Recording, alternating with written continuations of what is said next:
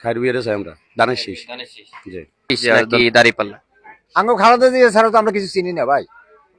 আমার প্রিয় মা, আমাদের মা বাংলাদেশ। ধানের শীষ। অবভিয়াসলি আমি ধানের শীষে দিব। ধানের শীষে মনে হয় ইনশাল্লাহ আলহামদুলিল্লাহ, আমরা তো ছোটবেলা থেকে ধানের শীষ করে আইছি। আমরা সামনের দিকে ইনশাল্লাহ অগ্রসর আছে আল্লাহর মত। আঙ্গুলা বিএনপি আইলে ভালো হইব, আবুল খায়ের ভূঁইয়া। ধানের শীষ। জি ভাই, ভাই কি চাইতেছেন বা কথা দিবেন, কে আসলে আপনাদের জন্য ভালো হবে? ভালো ধানের শীষ। হ্যাঁ, ধানের শীষ। ধানের শীষ। ধানের শীষ, ধানের শীষ। ধানের শীষ। আবুল খায়ের ভুইয়া। ধানের শীষ। আমরা তো ধানের শীষে ভোট দেব ইনশাল্লাহ।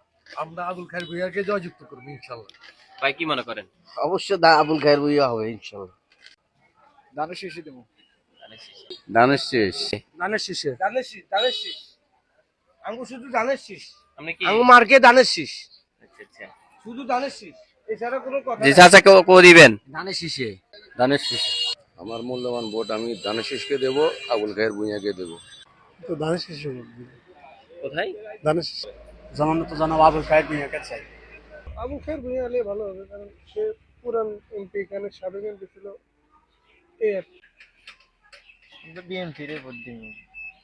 খায়রুবিয়ারে মনে করি বিএমপি আসলে ভালো হবে ইনশাল্লাহ।